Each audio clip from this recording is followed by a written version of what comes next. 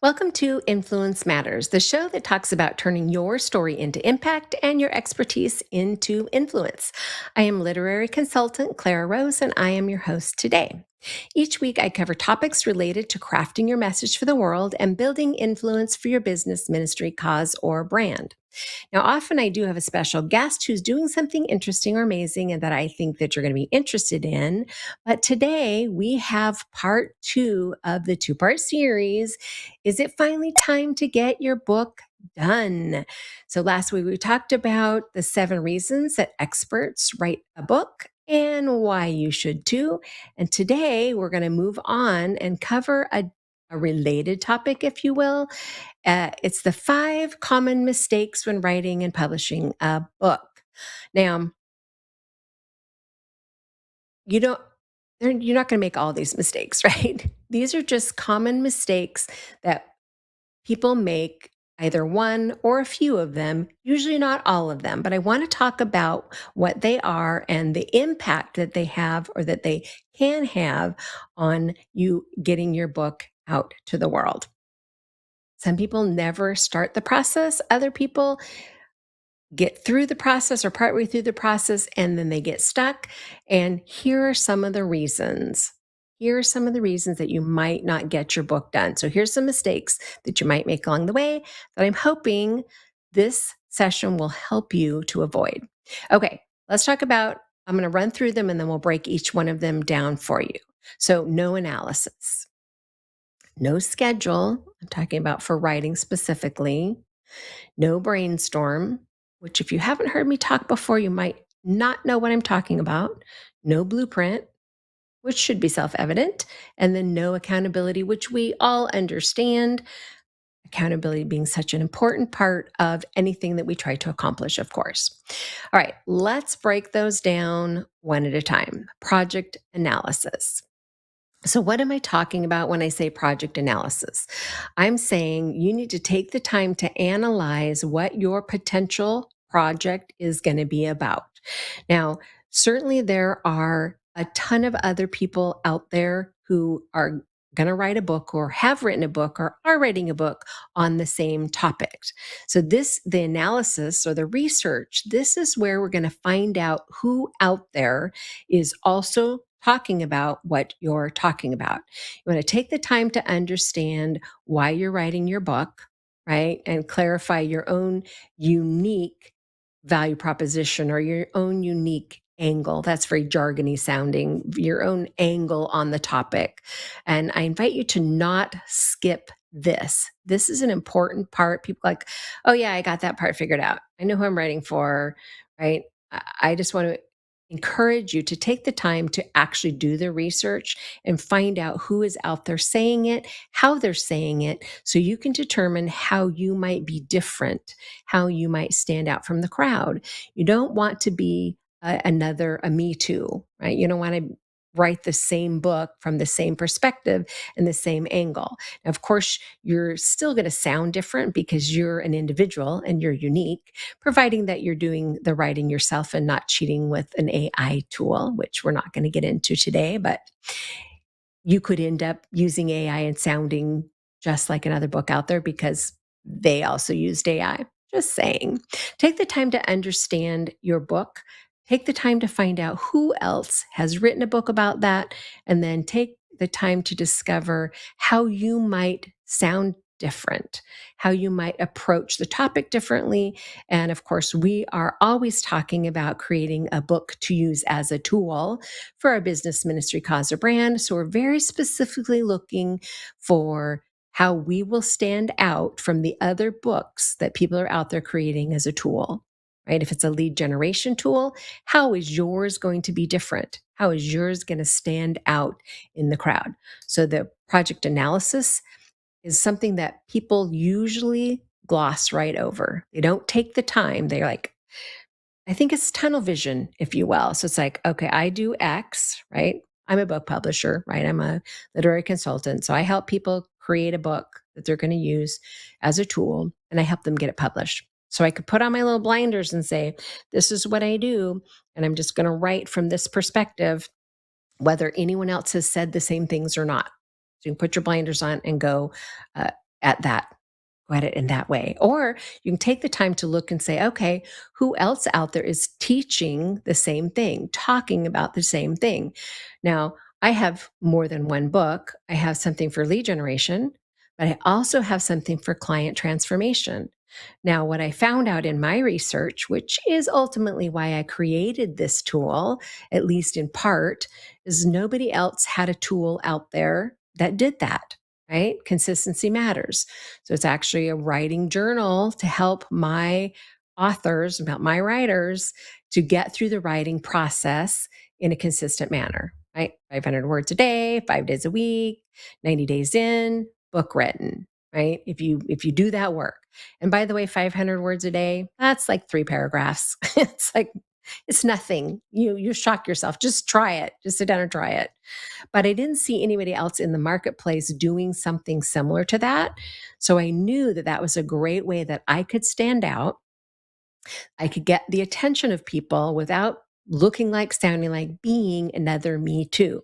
Had I not taken the time to do some project analysis, I would never have discovered that. So I invite you to take some time and do the analysis, not skip over this. This is definitely one of those reasons that people struggle, right? The mistakes that they make, right? Okay. Strategically, intentionally planning your book project will help ensure success. I'd throw a little tip out there for you, something for you to think about. Okay. Project schedule is our next topic. Creating a clear project schedule for your project is really important.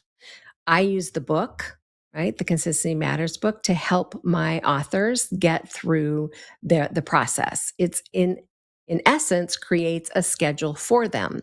If you're trying to do it on your own, I just encourage you to clearly define the start and finish time of your project. If you're going to say, I'm going to take the next 6 months or 9 months, whatever, and I'm going to get my book written, the content actually written. Just giving yourself a starting and a stopping, right? I'm going to start here, I'm going to finish here. Those dates can be really impactful, really powerful on our brain. I know that sounds silly, but those are simple things that we can do to help set ourselves up for success in the creative process. When we define the parameters, it helps us to monitor our progress, right? If we're saying, which is why the book Consistency Matters, it's why that tool works, right? Because it's a daily, Monday through Friday, right? Because we have lives on the weekend. It's a daily accountability tool. It's a daily thing. Oh, I just need to sit down and write my 500 words. And then you go over to the journal, right? And you record. Yeah, I wrote my 500 words.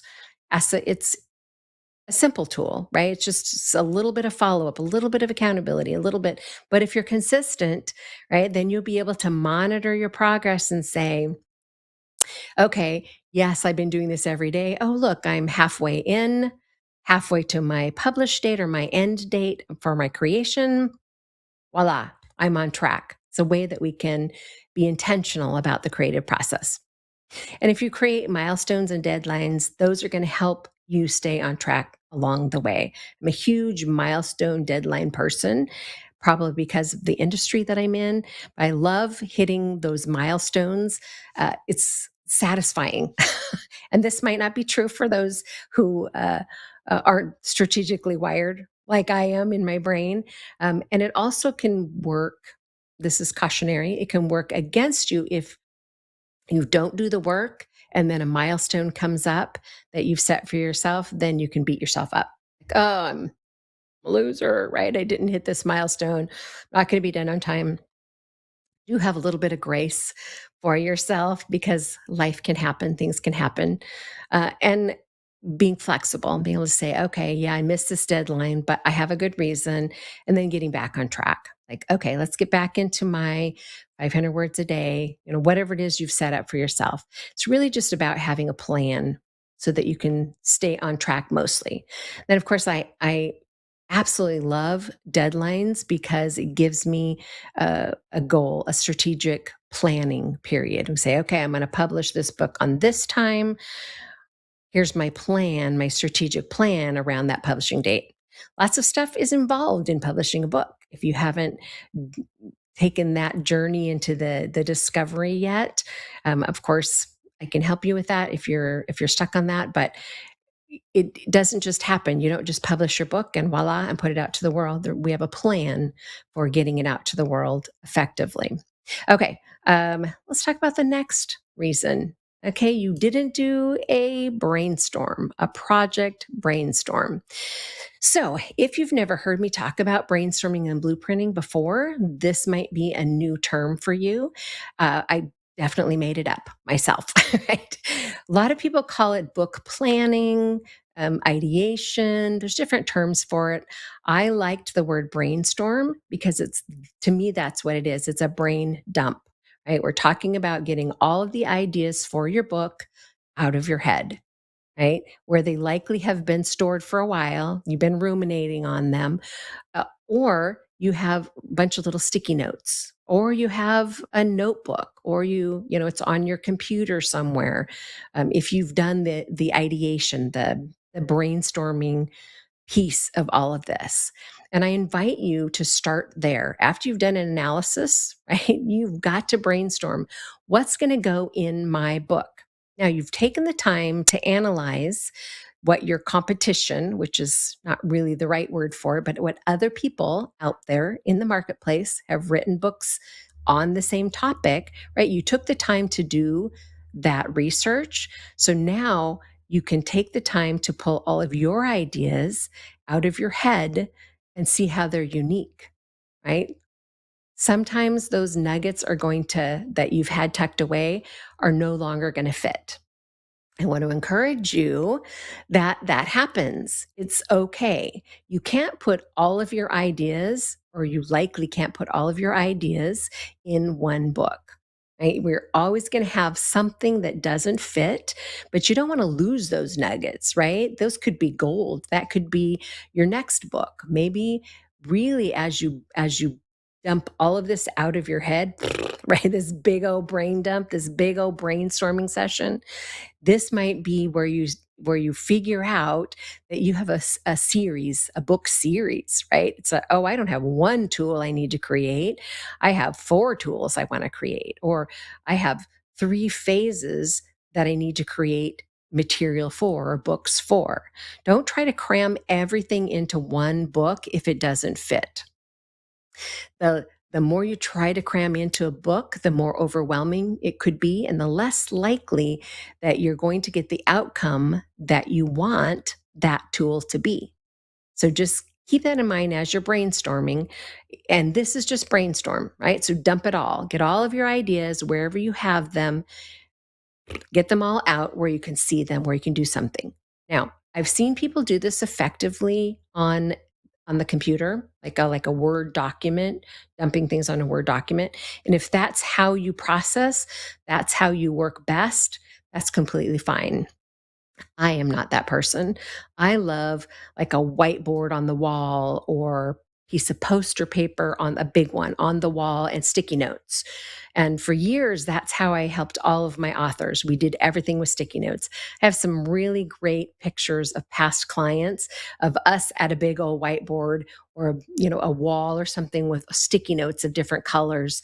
Different colors represented different things, and we could move them around, which is why I love sticky notes, right? You just move it to a different location where it fits better. Or this doesn't actually fit, we're going to pull this one off and we're setting it aside. That little nugget might be a different book. That little nugget might be, become a workbook, whatever that looks like, right? It gives you the ability to move things around easily.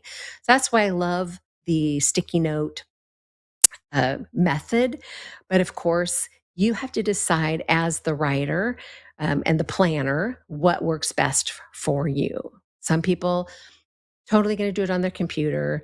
I have some who actually use a tablet, right? They're still writing. And the older you are, the more you tend to be that person, right? You're a little more tactile. And maybe it's because I'm in my 60s. I like the wall and the sticky notes, right? But whatever works for you, it's completely up to you to decide how the brainstorming is going to be the most effective. The point is that you're just getting all of your ideas out where you can see them. Now, this process might take more than just an hour, right? You can't force this. This is going to take a little bit of time. In fact, some people will like set it up in an office or in a room and work on it, and then they'll go away and then they'll come back because their brain will just keep working on it, right? Oh yeah, I forgot to say that. Oh yeah, I don't want to forget to bring up that point, and just keep working on it until you feel like all of your ideas are truly like out of your head, right? Out of wherever you've been storing them. And then we're going to move on to the next step. And then of course the next step is the blueprint. Now, this of course is where we pull all the pieces together. So when you're standing looking at your board or your Word document, wherever you've done your brainstorming, this is where we start to make sure your message is cohesive, right? The blueprint is really just like a blueprint for building something, right? It's a plan to follow, a roadmap, if you will, right? It's the journey that you're going to take your reader on through the book. So it has to make sense.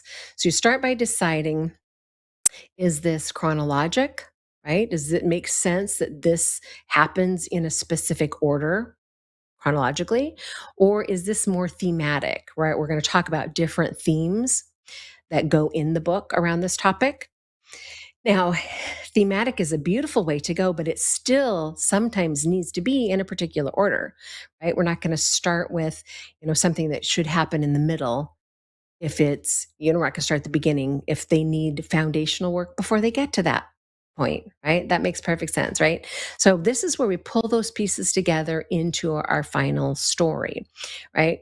Don't forget that you're delivering on a promise that you made, right? And you may have never heard this before, but I say it all the time. So if you follow me, you've heard it. Your title is a promise of what's going to be in the book, right? Just like your cover picture, your cover image is a promise about what's going to be in the book. So when your potential reader sees your book for the first time, the picture tells them something, right? Tells them what this book is likely about.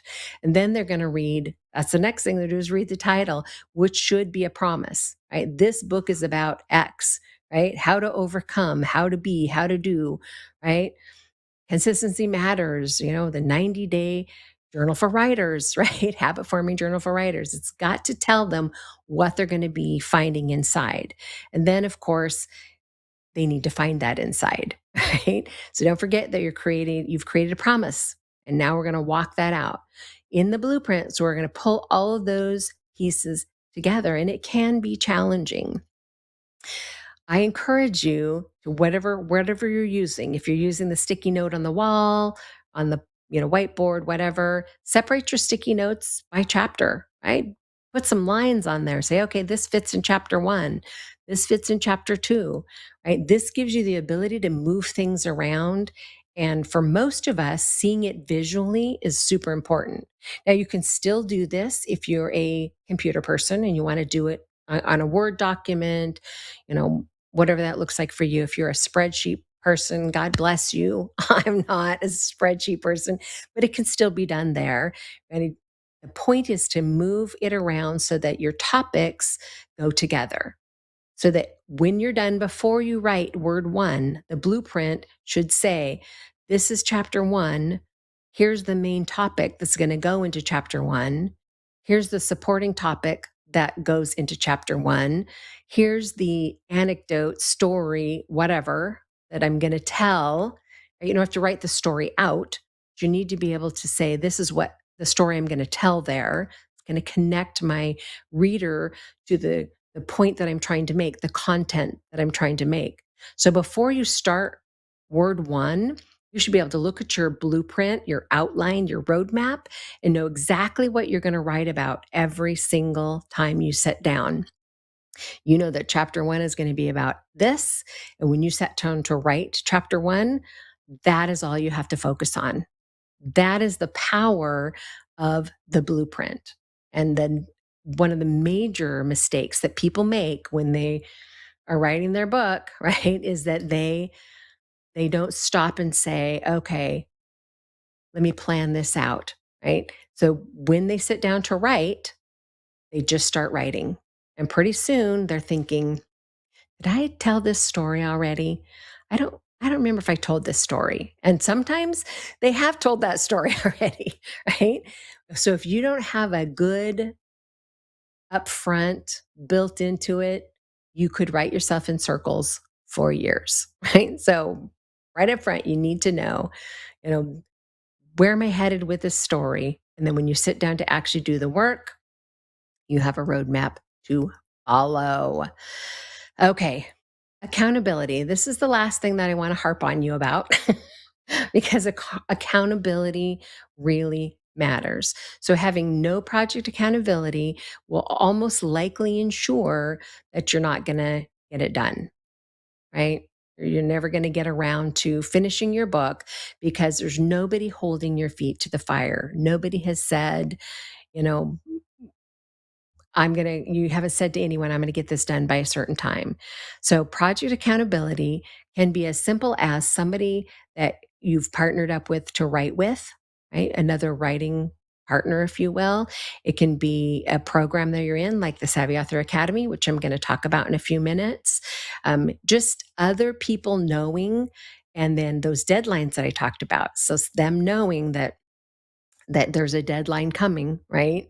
And then able to hold you accountable to it. So if you say, every week you say, yeah, I haven't written anything this week, you have to verbalize it to somebody that you've been accountable to. You're holding yourself accountable to. Hold someone to hold your feet to the fire. And it doesn't have to be someone who's going to be mean about it. It's just about taking away the ability for you to make excuses for yourself, right? So find somebody, anybody who's willing to hold your feet to the fire and make you accountable to get it done, the actual writing done. If you are a super strong person and you have really great ability to hold yourself accountable, I completely invite you to hop on Amazon and look for my accountability book, Consistency Matters. It will day by day help you by just saying, hey, what did you write about today? Right? It's just going to be just the tiniest bit of accountability in a consistency tool. And if I promise you, if you use it for 90 days and you consistently do your writing and you've done your research, you've done your brainstorming, you've done your blueprinting, so you have a plan to follow, then it really truly is about just getting your hiney in the seat and getting the writing done. I invite you to jump on, grab that tool, and try that journey on your own. But if you are the person that would like someone to help you on the journey, I want to talk to you today about the Savvy Author Academy. Now, you likely have heard me talk about the Savvy Author Academy before. This is an all new version of the Savvy Author Academy rolled out this year. We have all new tools, all new places for you to connect with others. We are starting the school platform, which of course I've already said, if you've been listening to me, that I hate that they misspelled it. SKOOL is .com is where you're going to find it. Terrible, terrible. I hate they misspelled it, but it has some great tools. And so we are going to build a community there. You can, of course, hop over to Facebook if you're on Facebook and go to the Savvy Author community and join us there. You have to answer a few questions, and then the moderator will let you in if you qualify to be there. It's a great place to find accountability just for free, just a place where you can connect with other people who are on the same journey or on a similar journey to getting their book written. Whether it's their first book or their fifth book, it doesn't matter. It's other people headed in the same direction as you to help you be accountable. Now, let me tell you briefly before I run out of time about the Savvy Author program. So you can join the Savvy Author Academy and you will get professional guidance from our team that through our proprietary process is going to help you create the right book.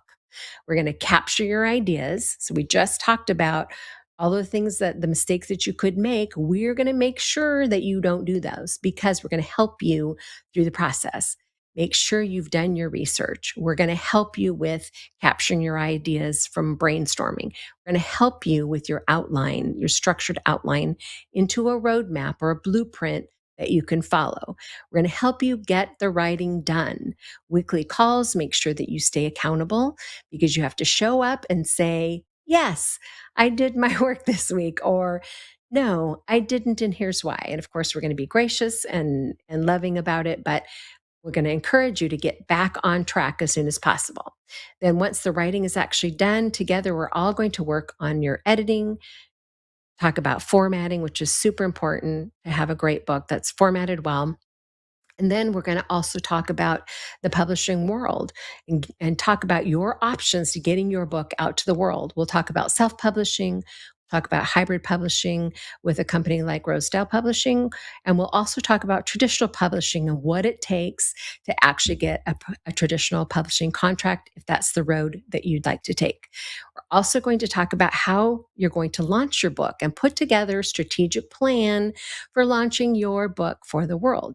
Just because you write it doesn't mean they're going to come, right? We need to have a plan for getting your book out to the world. And that is something that happens right there in the Savvy Author Academy.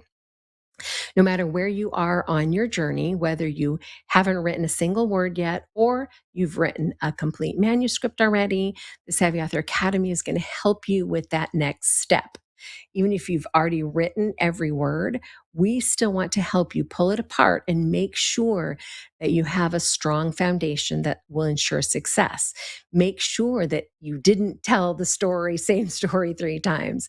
Make sure that it's a readable, workable tool that's going to do what you want it to do. So just a word of encouragement, no matter where you are in the process of getting your book out to the world, the Savvy Author Academy can help you take that next step. It's the first of its kind created with a blueprint for a successful book. Plus, we have the education, implementation, and accountability that's going to truly help you get it done. So for the first time ever, you'll have somebody holding your hand to say, okay, here's the next step. Also, somebody that you can reach out to when you feel like, all right, I'm stuck and I don't know what to do next.